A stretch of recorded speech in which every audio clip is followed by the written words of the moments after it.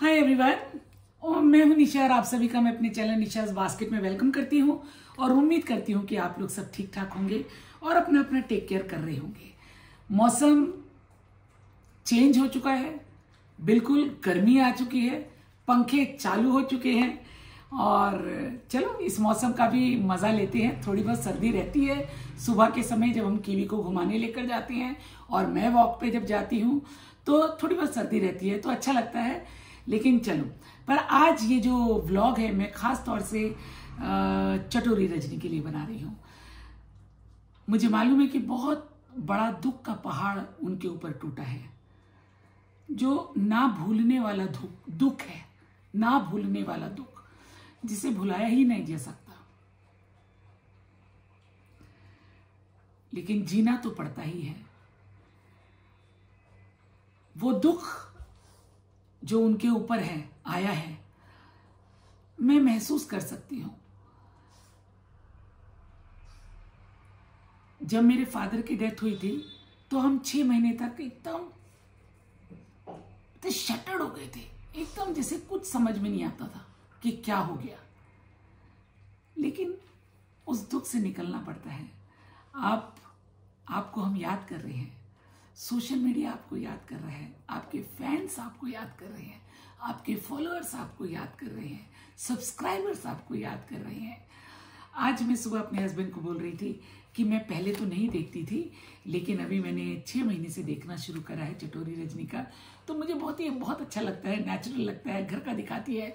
She is so happy. और पहले हमेशा किराए के घर में कभी इधर, लेकिन अब उसने अपना घर भी ले लिया, इतना प्यार से सजाया है।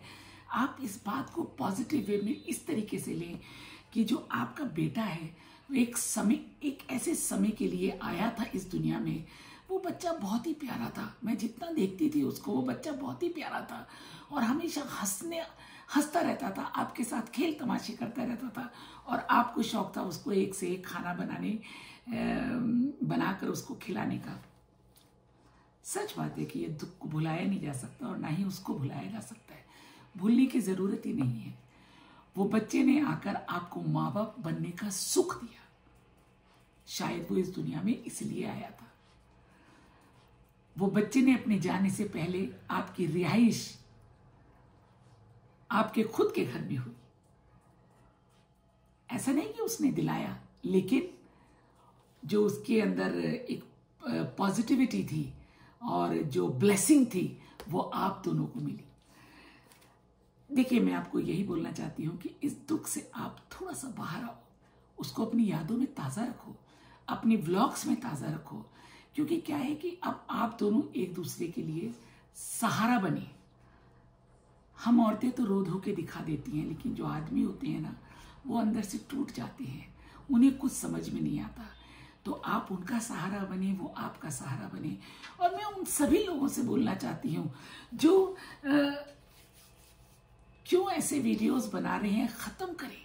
ऐसे वीडियोस बनाने में हाथ जोड़कर आप लोगों से रिक्वेस्ट करती हूँ कि झूठ पकड़ा गया, ये हो गया, वो खत्म करो इन सब चीजों को।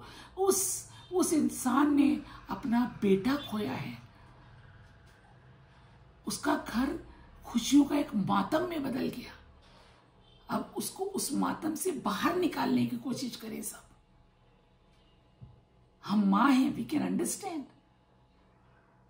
मैं आपके लिए रोज दुआ करती हूं, आपके लिए नहीं, आपके दोनों, आप और आपके हस्बैंड दोनों के लिए, क्योंकि इस समय आपको ऊपर वाले की तरफ से दी गई एक स्ट्रेंथ की जरूरत है, एक सब्र की जरूरत है, इस दुख को झेलने की जरूरत है। वापस आइए, सोशल मीडिया आपका वेट कर रहा है। रोज सुबह मैं देखती हूँ कि आपका कुछ वीडियो आया कि नहीं आया। हालांकि आपके जो शेड्यूल वीडियो हैं, जो पहले के हैं, वो आते जा रहे हैं, वो तो कोई वो नहीं है। जो आपकी टीम है वो डालती जा रही होगी, डेफिनेटली डालना भी चाहिए। लेकिन जो आपके अभी अब वापस आना चाहिए, आपको वापस आओ और इस दुख को थोड़ा सा हल्का करो। आज का व्लॉग आपके लिए है खास तौर से। मुझे नहीं मालूम आप मेरा व्लॉग देखोगे कि नहीं देखोगे, आपके सामने भी ये व्लॉग आएगा कि नहीं आएगा, क्योंकि मैं एक बहुत छोटी यूट्यूबर हूँ। मुझे नहीं मालूम कि कितने लोगों के पास YouTube मेरा ये वीडियो पहुंचाएगा। मैं तो जो रिएक्शन वाले हैं उनसे भी रिक्वेस्ट करती हूँ, बंद करो ये रिएक्शन देना, खत्म करो ये रिएक्शन देना। हम सबको मिलकर इस दुख से उसको बाहर निकालना चाहिए।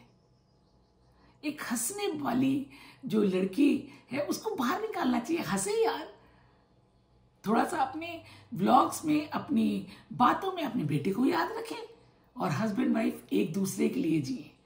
God bless you. और तरन आपका बेटा था, लेकिन दुख बहुत हुआ उसके जाने का। पर आप उसकी हर तस्वीर को देखो, कितना उसकी सोल कितनी, ऐसा लगता है कितना पवित्र है वो बच्चा। मतलब हंसता रहता है हर तरफ, धीरे से हंसना, माँ को तंग करना, ये सब खेल तमाशे होते थे। लेकिन आप उन्हीं बातों को याद रखो, खेलो ना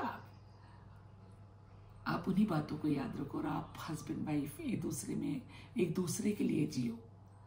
काश आपके लोग जो हैं, आपके रिश्तेदार भी बहुत परेशान होंगे आपकी इस कंडीशन को देखकर।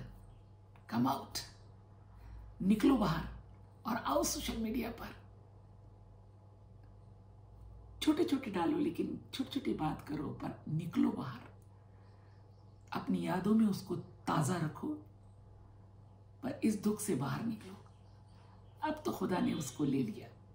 अब मुझे आपकी बात समझ में आई कि जो चला गया अब नहीं इंटरेस्टेड है कि वो क्यों गया, कैसे गया। सही बात है, आप दोनों हस्बैंड वाइफ एक दूसरे के साथ जियो, खुशी से जियो प्लीज, और वापस आओ। It is my humble request. मेरी तरह आपके कितने फॉलोअर्स हैं, आपके कितने फैन हैं जो आपका इंतजार कर रहे हैं। Come back. God bless you. उम्मीद करती हूँ फ्रेंड्स कि आप लोगों को मेरा ये व्लॉग अच्छा लगेगा। जो मेरा एक मैसेज मैं चटोरी रजनी को देना चाहती हूँ, मुझे नहीं पता उस तक पहुंचेगा कि नहीं पहुंचेगा। काश मैं दुआ ही कर सकती हूँ कि उस तक ये मैसेज पहुंचे, थोड़ी उसको स्ट्रेंथ मिले और वो वापस आए और हम लोगों के बीच में जीना शुरू करे।